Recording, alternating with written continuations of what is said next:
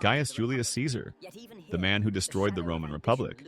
Most of us learned this story in school. He came, he saw, he conquered, and then he buried 500 years of democracy. But something about that narrative doesn't quite add up, because by the time Caesar was even born, the Republic was already in a state of terminal decline. This wasn't just a crack in the foundation. This was a building already in the process of collapsing. Think about it. The treasury was empty. Enemies were closing in on every border. Provinces were at war with each other and with Rome itself. And on the inside, 1 out of every 3 people was a slave. That isn't a metaphor. Roughly 30% of the population lived as living tools, human beings with no rights and no future. It's no surprise that this was the era that sparked the massive rebellion of Spartacus. So, what did Caesar actually destroy? Was it a flourishing civilization, or a dying regime that was already on its last breath? In this story, we'll see how a man with no money and no army managed to conquer the world's first superpower. We'll explore why his policy of mercy terrified his enemies more than any act of brutality ever could. And we'll uncover why the very assassination meant to save the Republic became its death warrant. To understand what happens next, you need to know the golden rule of Roman politics. Long ago, Rome was ruled by kings, the Rex, but the people rose up and overthrew them. From that moment on, collective rule became a secular religion for the Roman elite. The most dangerous accusation you could hurl at a politician was that he wanted to be king. Shared power was the bedrock of Roman identity. Seeking a crown wasn't just a political mistake, it was heresy. It was a brand that meant political ruin, and more often than not, a literal death sentence. Keep that rule in mind. It is the key to this entire story. It was Caesar who changed everything. He was a man whose very name would eventually become the ultimate synonym for power, giving us the Russian Tsar and the German Kaiser.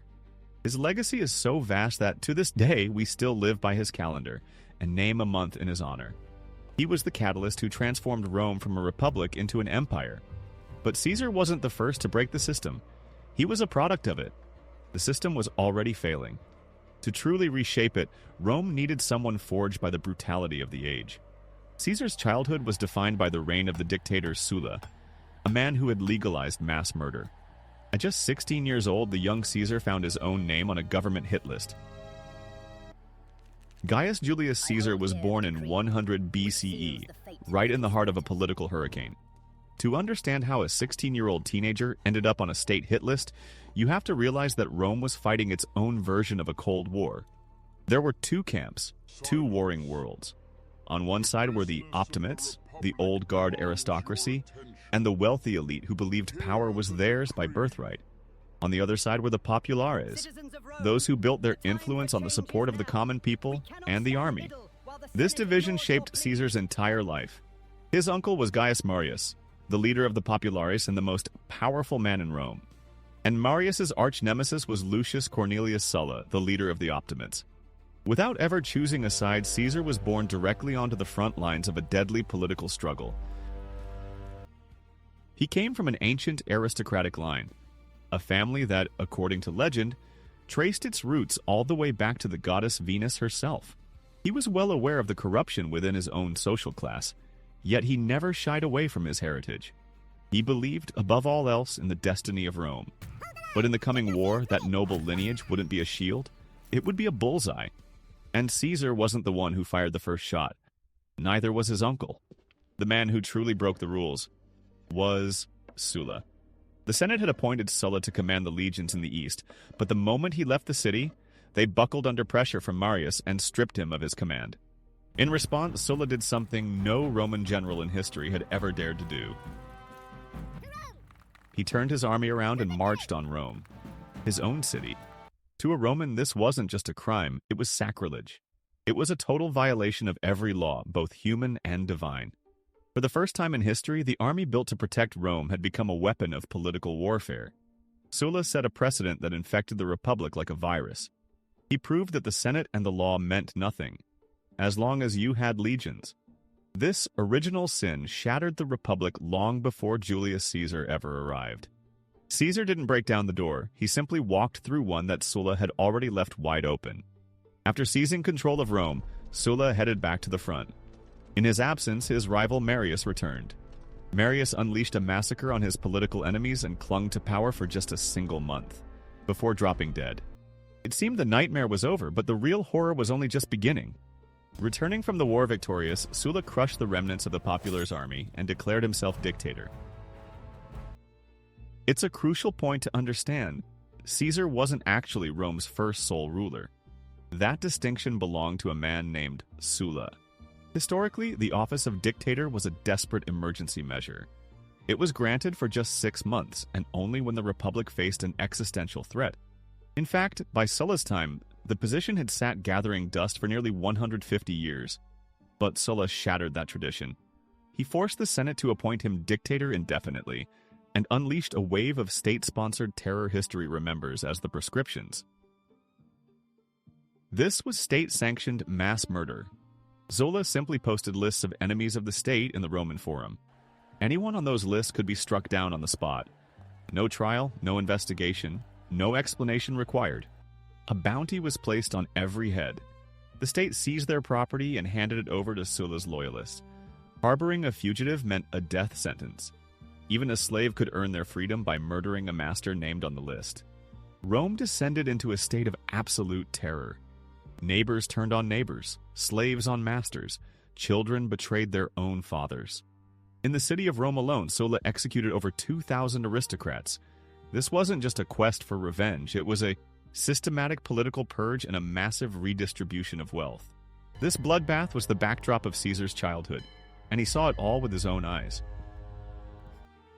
In this atmosphere of chaos, a 16-year-old boy steps into the light. Until this moment, he's been a ghost in the historical record, completely unmentioned. But following his father's death, he suddenly becomes the head of the household. His career starts with a series of high-profile wins. He is appointed the high priest of Jupiter and marries Cornelia, the daughter of one of Marius's key allies. But then he catches the eye of the all-powerful dictator. Sulla demands that Caesar divorce his wife. This wasn't just a whim. Cornelia's father was Sulla's sworn enemy, making the divorce a brutal test of loyalty. If you refuse, you're one of them, and that would give Sulla the perfect excuse to add Caesar's name to the next prescription list, essentially a state-sanctioned hit list. Caesar refused. A 16-year-old boy said no to a man who, with a single stroke of a pen, could send senators and consuls to their deaths. Under Roman law, no one, not even a dictator, had the power to force a citizen to divorce. Caesar, risking his very life, stood his ground. He wasn't defending power or money, he was defending his family and his right to choose. As punishment, Sulla immediately stripped him of his priesthood, his father's inheritance, and his wife's dowry. The message was unmistakable. There would be no next step, only the executioner. That same night, Caesar fled Rome with his wife Cornelia and their newborn daughter Julia. He lived in the shadows, constantly moving between hideouts and bribing Sulla's patrols to look the other way. He was a hair's breadth from death. Only the intervention of influential relatives saved him. They eventually convinced the dictator that the boy posed no threat. Sulla reluctantly agreed to a pardon, but he left them with a chillingly prophetic warning. In this boy there are 100 Mariuses. He had survived, but he was left with nothing. No money, no title, and no assets. In ancient Rome, that was a death sentence for any politician. But that's when Caesar realized a hard truth. If the law fails you, you have to become more powerful than the law itself. And he would teach his very first lesson to the only people who answered to no one, the pirates. To truly understand Julius Caesar, you have to see him as a prisoner. Specifically, a prisoner of pirates. It happened during a voyage to the island of Rhodes. Caesar was traveling there to master the art of public speaking, but his journey took an unexpected turn when pirates intercepted his ship. They demanded a massive ransom. While his companions scrambled to raise the money, Caesar spent 38 days in their custody. And this is where things get strange. He didn't act like a hostage. He acted like he was staying at a luxury resort, treating his kidnappers like his personal staff. If he wanted to sleep, he would order them to be quiet. He joined their physical training. He spent his days writing poetry and grand orations, then performed them for the crew. If they didn't applaud loudly enough, he would mock them, calling them uneducated barbarians. And occasionally, with a laugh, he'd make a promise. Once he was released, he would return and execute them all. The pirates just laughed along. To them, he was nothing more than a highly entertaining captive. As soon as the gold arrived and the pirates set him free, Caesar didn't head home to recover. Instead, he made a beeline for the nearest port. Using his own personal savings, his last remaining coins, he assembled a small fleet of ships. He tracked down the very same men who had captured him. They hadn't even finished divvying up his ransom yet. Caesar seized them, reclaimed the gold, and hauled them off to prison. Then he made good on his promise and ordered every last one of them to be crucified. He didn't frame it as a personal vendetta either. To Caesar, this was a matter of law, the standard punishment for piracy. Word of the incident spread through Rome like wildfire. It sent a clear message to the Republic. Caesar always keeps his word, even the promises he makes as a joke. Returning to Rome after the death of Sulla, Caesar could have easily followed the beaten path. The man was talented, extraordinarily so. During his brief military service, he had already proven himself as both a shrewd diplomat and a fearless soldier. He'd even earned the civic crown, the high honor awarded for saving a fellow Roman's life. But in his own mind, Caesar was first and foremost a politician. He saw what the Republic had become under Sulla's dictatorship, a breeding ground for corruption where the law meant nothing. And so he set a goal for himself. It was a goal that sounds almost naive today, yet it would become the defining backbone of his entire career. He set his sights on power not for its own sake, but as a means to an end, to reform Rome and pull the Republic out of its downward spiral. His mission was to replace the corruption and lawlessness of the Sulla era with the triumph of the rule of law. It was an ambitious, nearly impossible task for a man with neither money nor influence. But Caesar found a way. After refining his oratory skills on the island of Rhodes, honing them to a level that even the great Cicero had to admire, he did something revolutionary. He invented an entirely new kind of politics. While other aristocrats were busy plotting in the Senate and forging secret alliances, Caesar did something no one saw coming. He went to the people. He turned his back on traditional backroom politics, betting everything on his own charisma and the direct support of the public. He became what we today might call a human rights advocate, the first of his kind in Rome. Caesar began racking up political points by taking his fight to the courts. He acted as a public prosecutor, targeting corrupt officials and championing the victims of Sulla's brutal regime. He transformed these trials into a political spectacle, and the entire city was watching. His most high-profile case was a legal strike against Cornelius Dolabella, a former consul and one of Sulla's most powerful inner circle members. For a young politician with zero connections, this was a suicide mission. He was targeting a titan of the establishment, a man the entire legal system was rigged to protect. Unsurprisingly, Caesar lost. The court acquitted Dolabella, but something far more significant was happening. Throughout the trial, Caesar's rhetoric was so devastating that he effectively dismantled Dolabella's public image. The damage was irreversible. Meanwhile, Caesar's own reputation exploded. He became the fearless face of justice in the eyes of the public. He had lost the battle, but he won the war for the hearts of the people. He carefully crafted his image as a man of the people. At 27, during the funeral of his aunt, the widow of Gaius Marius, he publicly praised his uncle for the first time in years. Keep in mind, his uncle was still officially branded an enemy of the people. It was a direct challenge to the entire system Sulla had built. No hedging, no half measures, and it worked. The populist movement, which drew support from common citizens, found a new leader. That same year, Julius Caesar won his first election as quaestor and joined the College of Roman Priests. His strategy was paying off.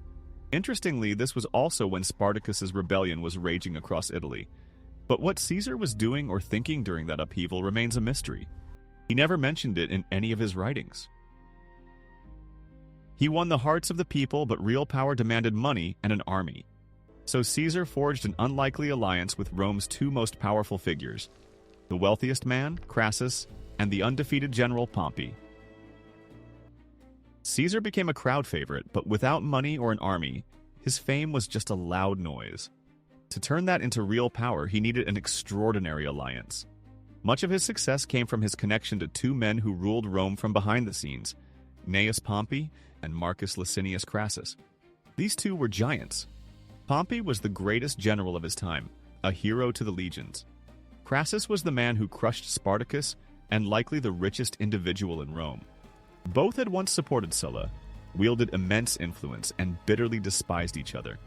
Caesar, weighed down by massive debts but fueled by even bigger ambitions, became the perfect link between them. This wasn't friendship, it was a deal. Crassus saw Caesar as a gifted politician and started funding his endeavors, essentially buying the most popular man in the city. Caesar gained access to an almost limitless purse. He put that money to work immediately, but not in the way anyone expected. He didn't just pay off debts, he invested in his reputation. Using borrowed funds, he restored one of Rome's most important roads, earning immense respect from ordinary citizens. Every day, thousands walked on smooth stone and knew exactly who to thank. This move helped him win his next political office. When he returned to Rome, he took another practical step. He married the granddaughter of Sulla, his longtime rival, solidifying his standing among the elite. But his ambitions reached far beyond Rome. After his first wife died, he spent some time in Spain as an assistant to the governor. There, according to legend, something happened that revealed his true character better than any report could. Upon seeing a statue of Alexander the Great, Caesar's expression darkened. At Alexander's age, he had already ruled a vast empire. Meanwhile, Gaius Julius Caesar had yet to accomplish anything significant. That moment, the eternal comparison to greatness, became the engine driving him forward. But neither Crassus's wealth nor the people's support would have mattered without a third force: the army. Here, our story introduces a Chekhov's gun, loaded long before Caesar's time. The army reform carried out by his uncle Gaius Marius changed everything fundamentally. Before Marius, the army consisted of land-owning citizens. They fought to defend their homeland, Rome. Marius started recruiting poor men who owned nothing. The state provided them with weapons and pay, but their general had to secure land and a pension for them after their service. Legionaries swore loyalty not to Rome, but to their commander personally. Their future, their lives, their daily bread depended on whether their leader could win rewards for them in the Senate. The army stopped being a state institution. It became a collection of private armies, fanatically devoted to their leaders.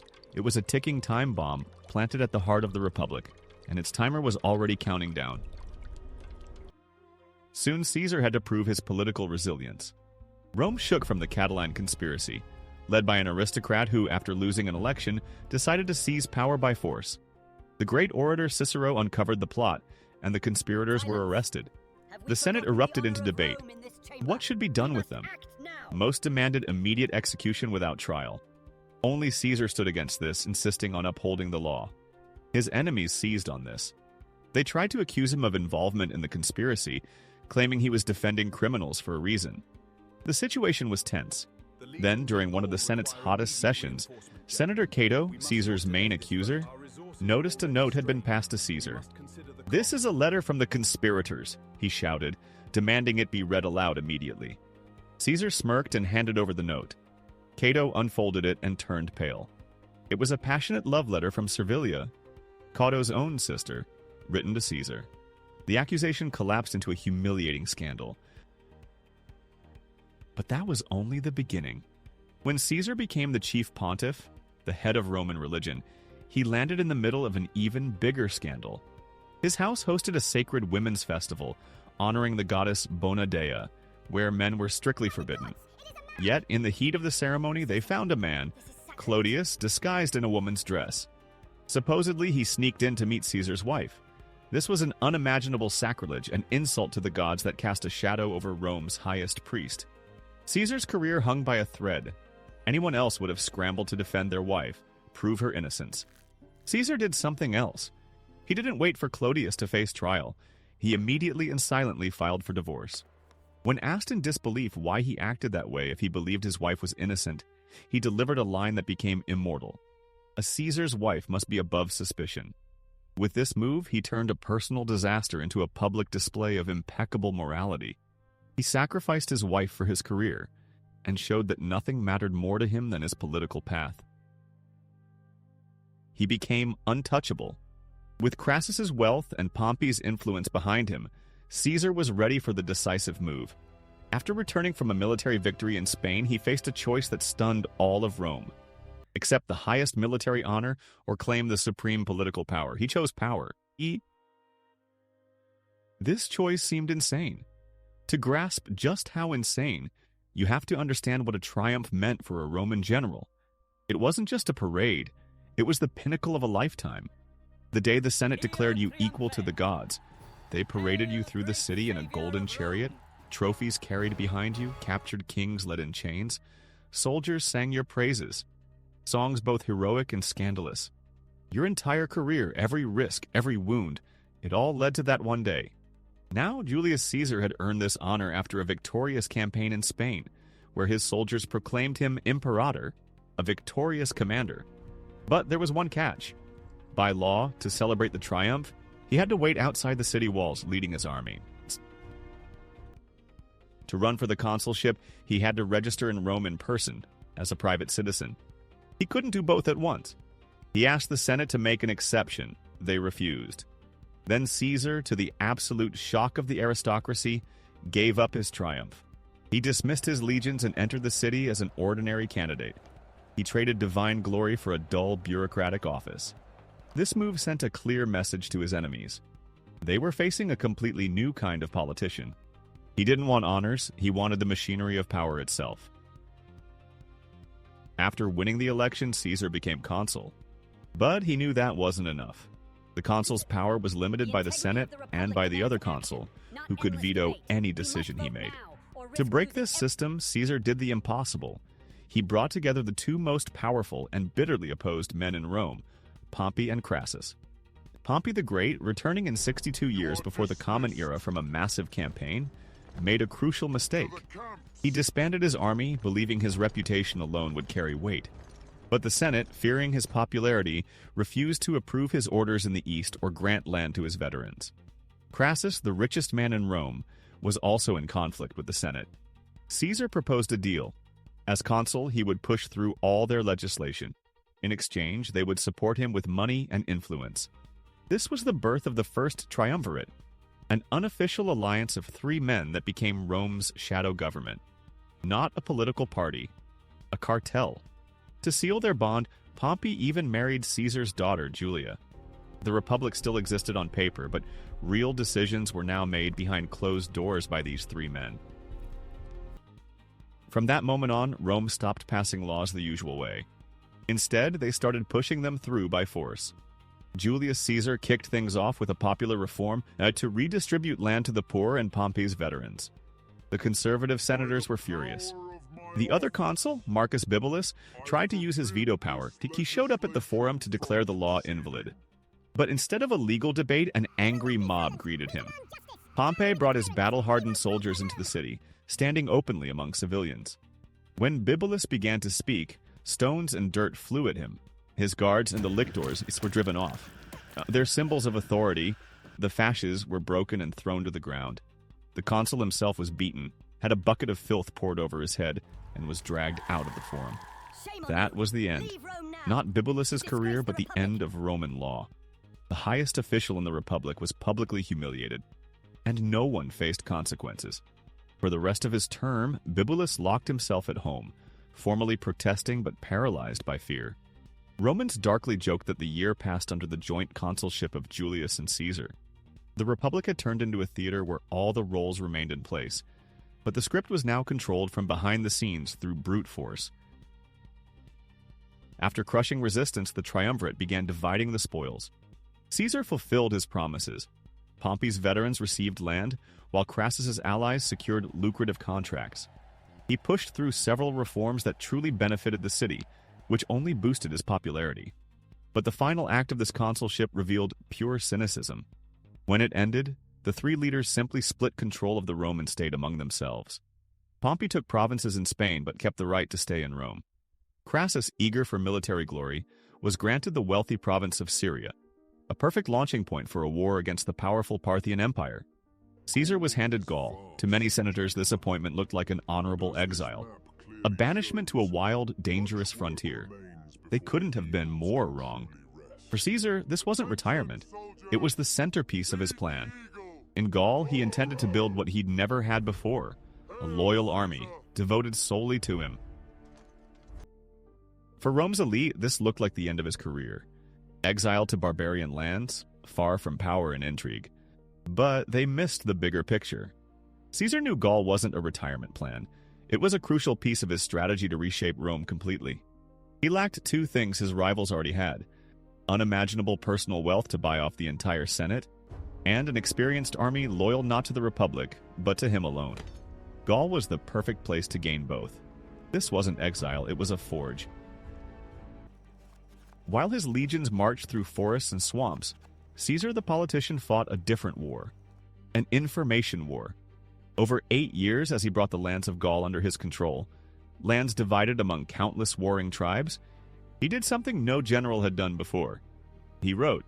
From the battlefields themselves, he sent reports back to Rome about his campaigns.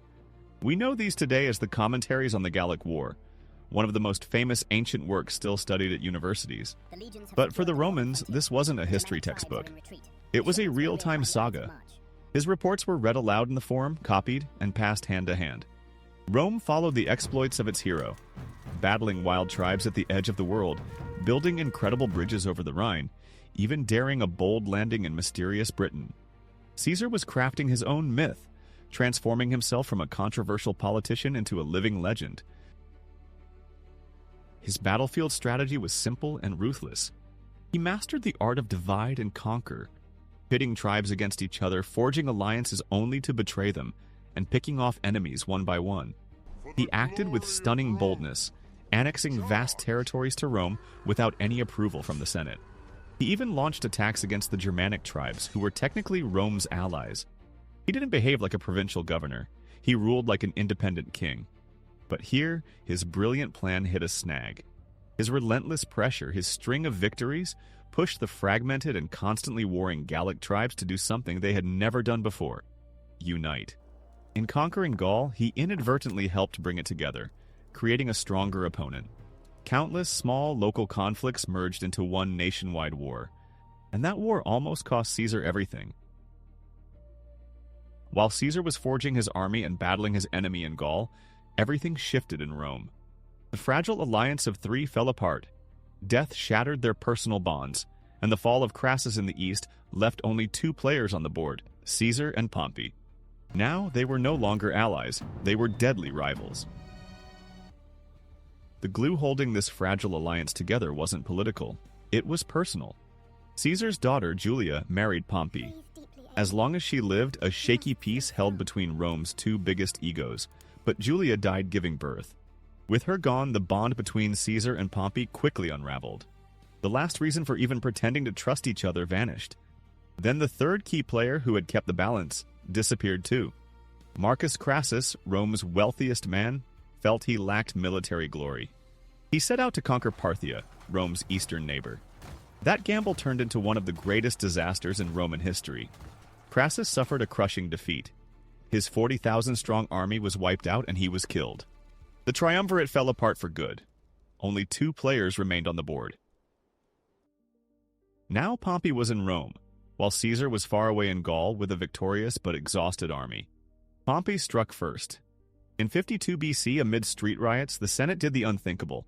They appointed Pompey as the sole consul. In a republic built on paired offices, this was effectively a temporary dictatorship. Once Caesar's ally, Pompey became his chief rival, the leader of the conservative aristocracy that loathed Caesar with a passion. They wasted no time issuing an ultimatum. Despite all of Caesar's victories in Gaul, the Senate demanded the impossible: disband his army and return to Rome as a private citizen. For Caesar, this was political suicide. Without an army or official position, he would stand defenseless against his enemies, who would immediately put him on trial for all his illegal actions in Gaul. This was no invitation to negotiate. It was an invitation to the scaffold. And this is where the story gets really compelling. Caesar, whom we often see as the aggressor, tried to settle things peacefully until the very end. He offered compromises. He agreed to disband nearly all of his legions, if they would let him keep just one. Then he suggested Pompey do the same, leveling the playing field. The Senate backed this proposal for mutual disarmament overwhelmingly. 370 votes in favor, only 22 against. It looked like war might be avoided, but a radical faction supporting Pompey blocked the decision. Instead, Pompey effectively staged a coup. He demanded special powers to defend the Republic and declared Caesar an enemy of the state. All further negotiations came to a halt. Caesar faced a grim choice: disgraceful exile or war. He stood on the bank of a small river in northern Italy, the Rubicon. By law, no general was allowed to cross this boundary with an army moving toward Rome. Crossing it meant declaring war. Historians say he hesitated for a long time, staring at the murky water. He knew this moment was a point of no return. After crossing, he would either become the ruler of Rome or have his head displayed in the Forum.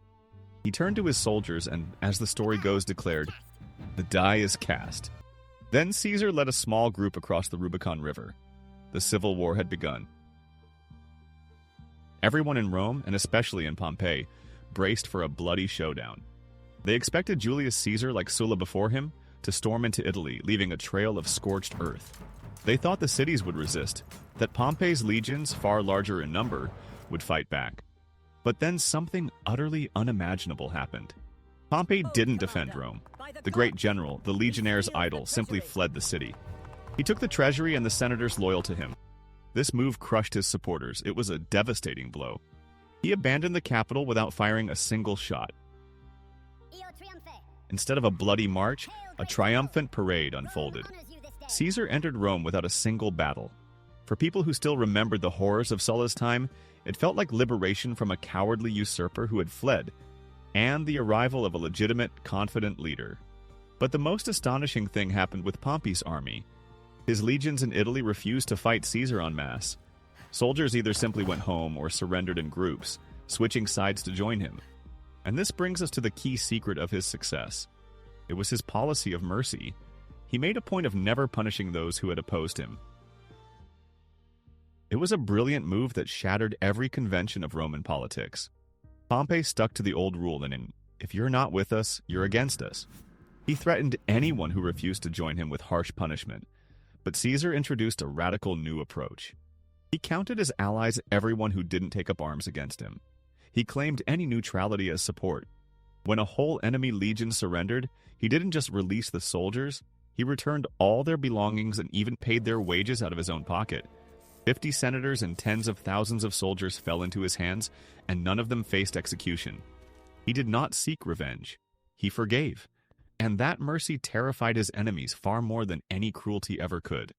They had prepared to fight a monster, but instead faced a leader who offered peace and forgiveness. At that moment, it became clear. The old republic was dead.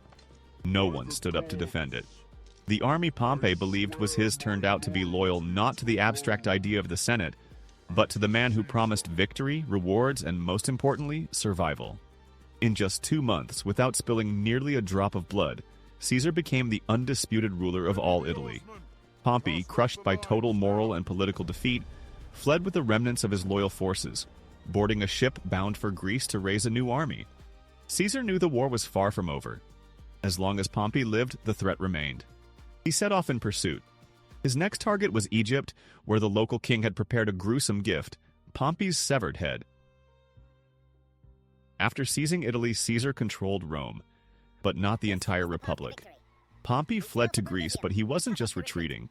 He was setting his main plan into motion, and that plan was ruthless. Pompey aimed to use his provincial armies and a powerful navy to completely blockade Italy.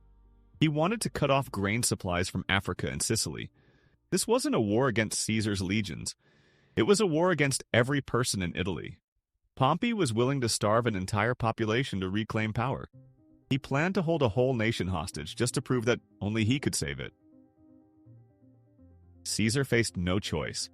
Chasing Pompey into Greece while leaving his strongest, most battle-hardened legions back home in Spain would have been a fatal mistake. He focused first on the flanks, so instead of moving east, he headed west, into Spain. There, he unleashed his secret weapon. Not his legions, his politics. Rather than fighting city by city, he negotiated.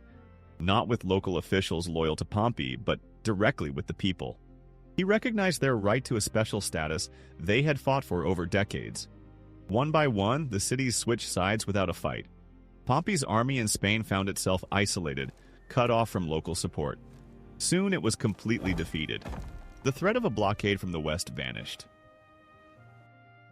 When Caesar returned to Rome, the Senate granted him temporary powers as dictator for just 11 days. An absurdly short period, barely enough to organize elections. Yet in those 11 days, he revealed the kind of leader he intended to be. He immediately restored the rights of the children whose parents had been executed during Sulla's terror, giving them back their citizenship. Then he began granting Roman citizenship to the people of Gaul. This shocked the aristocracy. He was redefining what it meant to be Roman, turning conquered peoples into full citizens. He wasn't building an empire through domination, but through integration. Still, there was no time for reforms. Pompey was waiting. Caesar landed in Greece with his army and faced a cold shock. In the very first major clash, he suffered defeat. Pompey, with greater numbers and superior supplies, wore down Caesar's forces. The lesson was harsh. The great Pompey was still a formidable opponent. But this is where Pompey made a fatal mistake. Riding high on his success, he decided to engage in a decisive battle, ignoring his general's advice to keep grinding Caesar's army down. He didn't just want to win, he wanted to humiliate. The decisive battle took place in 48 BC. Pompey's army nearly doubled Julius Caesar's forces. Pompey especially prided himself on his cavalry, which was supposed to strike the enemy's flank and crush their battered legions. But Caesar saw this coming. He arranged his army in 3 lines, as usual. Behind the third, he concealed a 4th line, a hand-picked reserve of several thousand veteran soldiers. Their orders were unusual, not to throw their spears, but to hold them like pikes, aiming straight for the riders' faces and eyes. When Pompey's cavalry charged, they easily shattered the first line and surged forward, already tasting victory. Then suddenly, the 4th line rose up behind the legionaries like it had sprung out of the ground. A wall of spears jabbed directly into the attacking nobles' faces. Panic spread. The elite cavalry, caught off guard by such resistance, turned and fled in terror, trampling their own infantry. At that moment, Caesar unleashed his 3rd line. The blow was devastating. Pompey's army was utterly crushed. The losses were devastating. Pompey's forces lost anywhere from 6,000 to 25,000 men, depending on the estimate. Caesar's side suffered fewer than 1,000 casualties, but the most important moment came after the battle. Caesar spared all the prisoners, thousands of them. He didn't just spare their lives, he released them without demanding any oaths. Among those pardoned was Marcus Junius Brutus, a fierce supporter of Pompey and the Republic. Caesar personally ordered his captains to find Brutus among the prisoners and ensure he hadn't been harmed. He didn't see Brutus as an enemy, but as a misguided idealist, and he chose to spare his life. Pompey was on the run. He lost everything: his army, his glory, his confidence. He wandered across the Mediterranean searching for refuge and finally reached the shores of Egypt. At that time, the throne was ruled by 13-year-old King Ptolemy, who was locked in a power struggle with his own sister, Cleopatra. The young king's advisors saw an opportunity. They thought they could win favor with the new ruler of the known world. When Pompey stepped ashore, they greeted him with false warmth, invited him onto a boat, and right there, in front of his wife and children, they killed him. They cut off his head, embalmed it, and prepared it as a gift for Julius Caesar. A few days later, Caesar arrived in Alexandria. He was chasing his enemy, ready to force a surrender or fight a final battle. Instead, they presented him with Pompey's severed head on a platter. Caesar's reaction stunned the Egyptians. He didn't rejoice. He flew into a rage and, according to reports, turned away in disgust and wept. These were not tears of sorrow, they were tears of anger. The Egyptians didn't understand Roman mindset. They thought they were offering a gift, but in reality they had committed a terrible crime. Killing a Roman consul without trial and by the hands of barbarians was not just an insult to Caesar personally, it was an affront to all of Rome. In effect, it was a declaration of war. Caesar found himself trapped. He couldn't just accept this so-called gift and sail away. If he let the murder of a high-ranking Roman go unpunished, he would lose his reputation and authority. Ptolemy had effectively forced him into a war with Egypt, a war Caesar didn't want, in a land he barely understood. What seemed like the ultimate prize turned out to be a deadly trap, dragging him into a foreign civil war. The Alexandrian War dragged on for months. It was during this time that Caesar met Cleopatra, the sister of the king, and their romance began. From this union, a son was born, Caesarion, whom Caesar never officially acknowledged. But the war had far more tragic consequences. During the fighting, a fire broke out in the city. According to one account, it destroyed the legendary Library of Alexandria, the greatest repository of knowledge in the ancient world. The young King Ptolemy, who had caused all this chaos, drowned in the Nile while trying to escape. Caesar emerged victorious and placed Cleopatra on the Egyptian throne. Now he could finally return to Rome and focus on what he had set out to do: rebuild the state. But while he reformed the calendar and the laws, a conspiracy was brewing in the shadows, and at its center stood Mark Brutus, the very man whose life Caesar had once spared. After 10 years of war, Caesar returned to Rome and celebrated not just one, but 4 triumphs in a row. The city buzzed with excitement. But once the festivities ended, he didn't focus on executions or dividing power. Instead, he did something completely unexpected. He set out to fix the world. First, he tackled time itself. The Roman calendar was a complete mess. Priests added and removed months whenever they felt like it, often for political reasons, to extend or shorten the terms of favored officials. As a result, the calendar had fallen behind the actual astronomical year by nearly 3 months. Caesar consulted with astronomers from Alexandria and introduced a new system, one that feels painfully familiar to us today: a year of 365 days, with an extra day every 4th year. This is the calendar we still use. In honor of this reform, the month of his birth was later named after him, July. And this was just the beginning. He took on one of ancient Rome's most brutal spectacles: gladiator fights. Until then, they were essentially legalized slaughter where slaves and criminals were thrown into the arena to die. Caesar transformed this system, turning it into something like professional sports.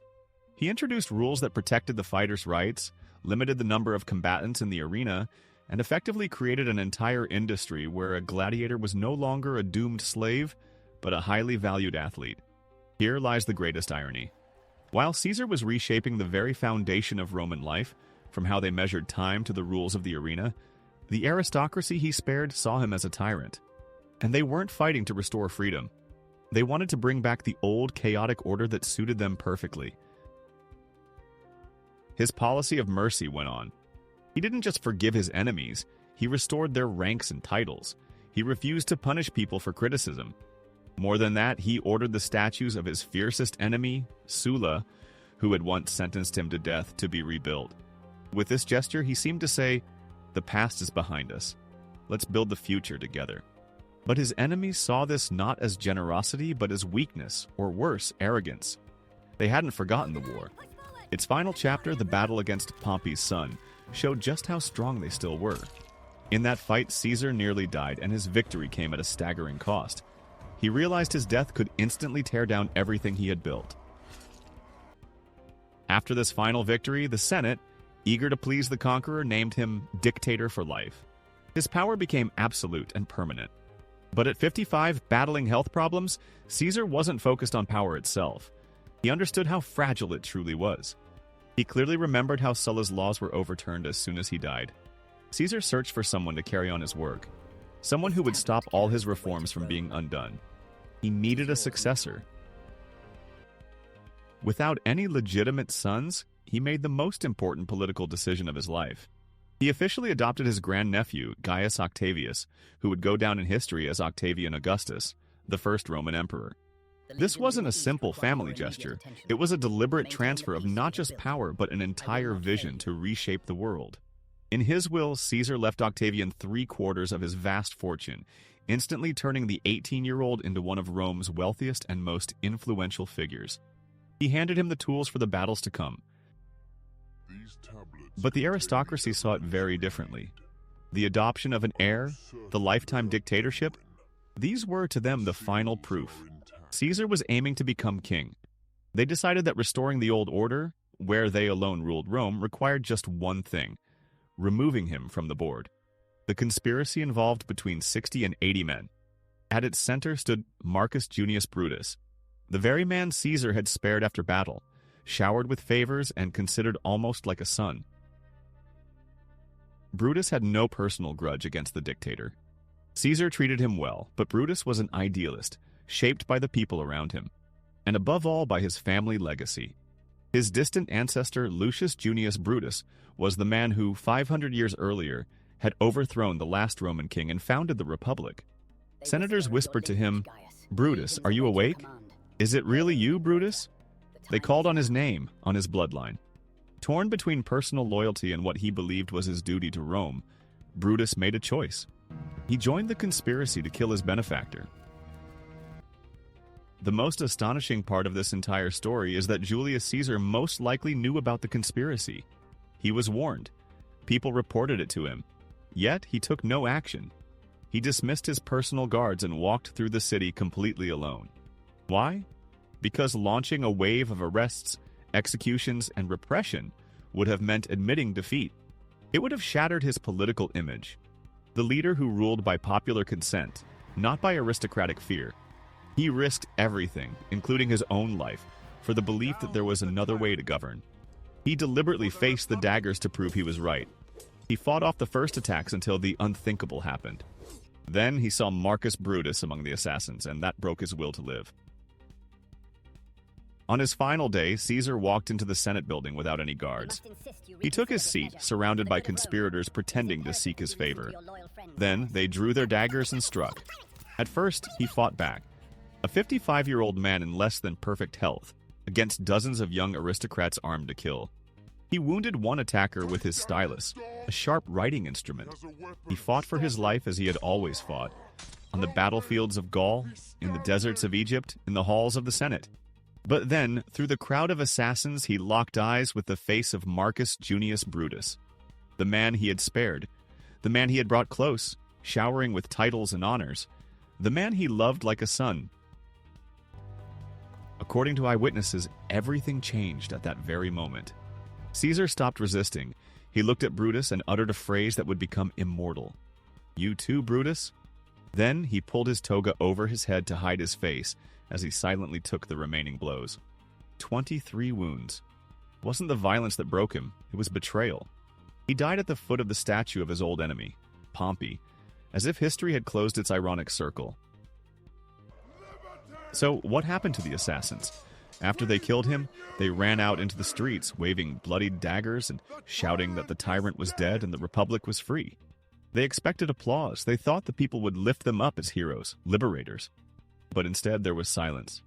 A cold, ringing silence. The crowd didn't celebrate.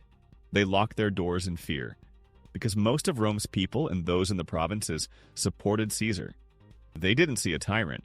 They saw a defender against a greedy, corrupt aristocracy.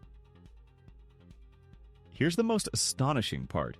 The conspirators had absolutely no plan for what to do after killing Caesar. They believed that simply removing him would magically restore the old order. The good old days. They wrongly assumed the people would thank them for freeing the nation from tyranny. It was a catastrophic political blindness. They lived so deeply inside their closed world of Senate intrigue that they completely misunderstood the mood of the country. They killed a man who had granted land to veterans, jobs to the poor, and rights to the provinces, and expected gratitude in return. Paralyzed by fear, the Senate made a compromise. They refused to label Caesar a tyrant so they wouldn't have to undo all his laws, but they also chose not to punish his killers. It was an attempt to pretend nothing had happened, but that was already impossible. Another player stepped onto the stage. Caesar's loyal friend and ally, Mark Antony. He didn't call for revenge. Instead, he played a much smarter game. He demanded a grand state funeral. The conspirators, unwilling to seem afraid of the people's will, reluctantly agreed. They didn't yet realize they had just signed their own death warrant. At the funeral, before a massive, grieving crowd, Antony delivered his famous speech. He never called Brutus and his allies murderers. Instead, he kept repeating that they were honorable men. But then he listed everything Caesar had done for Rome. He reminded them of the lands he conquered, the riches he brought back, and his mercy toward his enemies. And just when the crowd reached the breaking point of their emotions, Antony made his decisive move. He announced he had Caesar's will, and with the people's permission, he would read it aloud. As he started reading, what the Romans heard transformed their sorrow into fury. In his will, Caesar left a substantial sum of money to every resident of Rome. This was his final gift to the people, the foundation he always relied on. It struck with incredible force, even from beyond the grave. The crowd erupted. They realized the so-called respectable men hadn't killed a tyrant. They had killed their benefactor. People rushed to the funeral pyre, tearing off burning logs, and, transformed into an uncontrollable force, surged to destroy the homes of the conspirators. Brutus, Cassius, and the others had no choice but to flee the city, fighting for their lives. The assassination meant to prevent civil war had instead ignited an even deadlier conflict. The outcome was sealed. 2 years later, Brutus, the last of the so-called liberators, lost the decisive battle and took his own life. Their cause was defeated, utterly and finally. But the most important part is this. The goal they had when they killed Caesar was not just unmet. The result was the exact opposite. They aimed to save the aristocratic republic. Instead, they paved the way for absolute monarchy with their own hands. Caesar's heir, the young Octavian, inherited his name and vast fortune, and completed his adoptive father's mission. Rome rapidly transformed into an empire. Their attempt to save the republic became the final nail in its coffin. So who exactly was Gaius Julius Caesar? A destroyer or a savior? A tyrant or a defender of the people? His life presents an unsolvable paradox. He broke laws to fight lawlessness. He ruled as a dictator, but unlike the Republican Sulla, he didn't unleash bloody purges. Instead, he recruited former enemies and walked the city streets without a guard. His policy of mercy terrified the aristocracy more than any cruelty could, because it disarmed them, stripping away their justification for righteous anger. Caesar showed us how a champion of liberty can also be a man seeking absolute power. He was a brilliant writer whose commentaries we still study today. He was a commander who might lose a battle but never lost a war. He became a prototype, an archetype, for countless rulers to come who would call themselves Caesars and Kaisers. He changed the world, but was he right? There's no simple answer, and maybe there never will be. His story is a timeless reminder that sometimes the road to order runs through chaos, and the fight for freedom can lead to even greater tyranny.